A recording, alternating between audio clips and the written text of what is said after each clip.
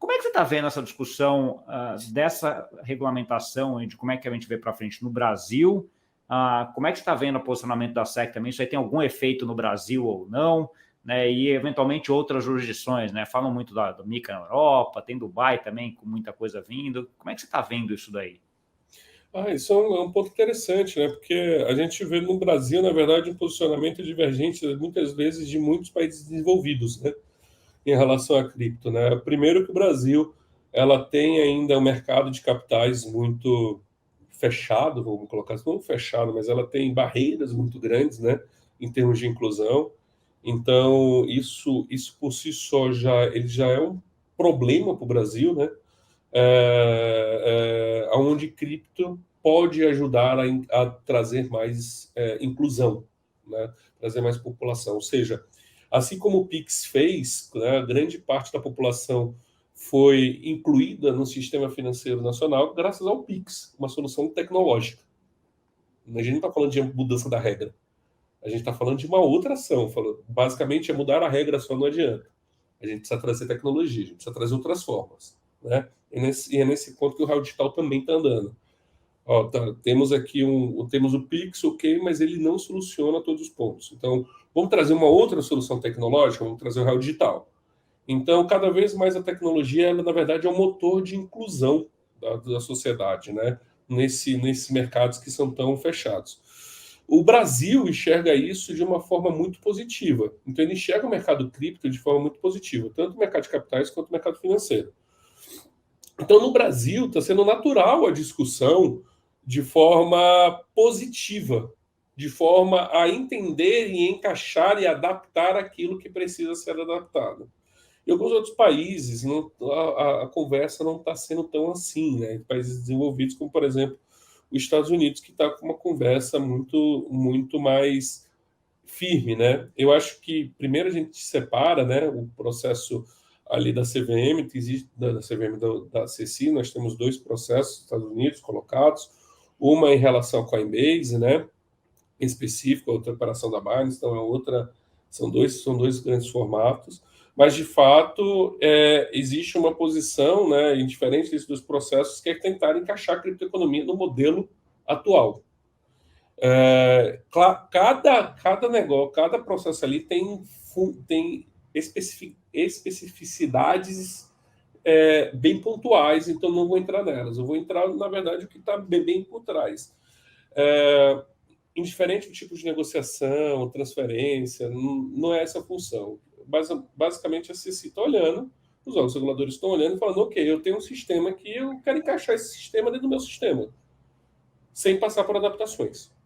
Isso não dá para acontecer, isso é muito difícil acontecer, né? E a gente observa essa postura também em alguns outros locais, né? Onde tentou encaixar, por exemplo, stablecoin dentro do modelo vamos dizer assim, de moeda do local. Não funcionou muito bem. A gente vê também outras tentativas até inversas, né? De transformar a moeda do país em uma cripto apenas, né? Ou adaptar uma cripto de fora como é do país. Não funciona também perfeito. Então, acredito que cada característica passa pela sua cultura e seu objetivo. O fato é que a mudança que a cripto traz para a sociedade, né, a forma dinâmica, o formato, ela justamente atende e ela traz uma inovação muito grande para esse sistema. Então, encaixar por encaixar, ele não funciona. Ele tem que passar por uma adaptação. Ele tem que passar pelo processo onde mudam os modelos para poder encaixar ela, né? Então, encaixar por encaixar não funciona nesse sentido. Por exemplo, Dubai fez uma lei incrível, né? Uma lei super bem estabelecida, uma regulação extremamente bem estabelecida, específicas para cripto, né? Eles têm um mercado específico para cripto. Suíça, mercado foi incluído, mas dentro de uma especificidade ali de cripto, né? Aqui no Brasil a gente está no caminho. Está andando, né? Eu entendo o que você está falando, é que o Brasil está andando bem nesse sentido, né? Que está abrindo para conversar e vamos ajustando e fazendo um negócio meio junto nesse sentido, que eu concordo contigo que é o jeito mais positivo de conseguir adaptar esse negócio que não é adaptável sem nenhuma mudança, né? Você tem que mudar alguma coisa. E a gente precisa parar para pensar o seguinte, né? O Brasil ele tem um dos mercados financeiros mais tecnológicos do mundo. Ele tem um mercado de capitais mais tecnológico do mundo também.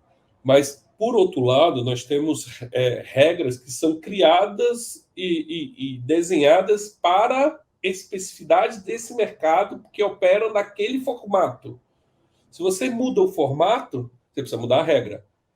Então, tudo isso tem sido. Os reguladores estão muito preocupados, na verdade, em olhar cripto aqui no Brasil, e isso é muito positivo. Isso raríssimas vezes a gente está vendo isso pelo mundo. De olhar cripto como um grande motor de inclusão e democratização. Falou, cara, isso pode me ajudar. Então, como é que eu trago isso sem interferir no seu funcionamento, sem restringir o seu funcionamento? Ou seja, eu agrego, mas não restringo ele. Como é que eu vou incluindo isso? É por isso que essas agendas são tão longas com os órgãos reguladores. Os órgãos reguladores vêm estudando tanto sobre o tema, vêm fazendo ações em relação ao tema, justamente para ir entendendo e aí cada vez mais aproximando. E com isso aqui eu tenho que destacar 2 pontos incríveis, né? Estamos falando aqui do Real Digital, uma iniciativa incrível, né? Sem igual no mundo. O Brasil é pioneiro em muitas coisas, e aqui está mais uma, né? Da forma como está sendo construído, o jeito que está sendo construído, a interação com o mercado e os próprios debates da CVM, por exemplo, do Lab CVM, que, por sinal, ganhou novamente como um dos melhores laboratórios de inovações do mundo, né? Que também está estudando o tema, trazendo, criando essa interseção.